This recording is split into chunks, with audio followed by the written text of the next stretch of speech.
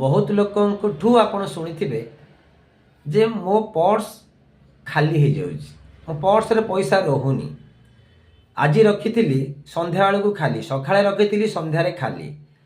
तो एक उपाय मु कहि सरल उपाय, आपणकर जदि बा खाली हो तुरंत पूर्ण हम आपणकर पर्स। जदि निष्ठार भक्तिर सहित एक मंत्र मु कहि, से मंत्र प्रत्येक शुक्रवार को शुक्रवार आपण जप करेंगे, निश्चिंत रूपे आपण पर्स भरा हुआ रहिबो। खर्च हेले मध्य पुनर्बार आसी आपणकर पर्स पूर्ण मात्रा रे पूर्ण हम नोट्रे।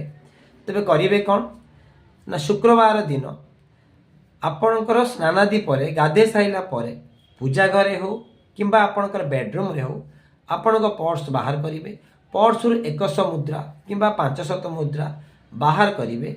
नोट बाहर कला परे आपण एक मंत्र ओम विष्णु प्रियाय धनम देही उच्चारण करिकी फुंकी देबे से पैसा टाकू, से नोट टाकू।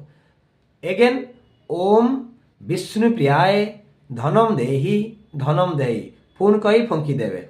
एमिति से नोट टिकू 7 थर फुंकीबे, 7 थर कहिबे, 7 थर मंत्र उच्चारण करिकी 7 थर फुंकी देबे, पर्स रे पुरी देबे।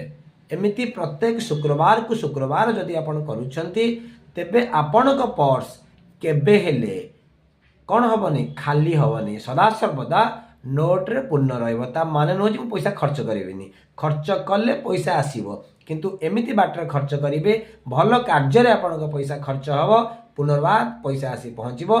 जदि ओम विष्णु प्रियाय धनम देही एमिति कही 7 थर फुंकी दौरान, 7 थर से मंत्र को उच्चारण करूचंती, प्रत्येक शुक्रवार को शुक्रवार करूचंती, तेबे निश्चित रूपे सदा सर्वदा आपणक पाखरे पैसा लागी रहिबो, पैसा केबे छाड़ी के आपन को जीवन नाही। करिकी देखंतु उपाय, निश्चित आपण सफल हेबे।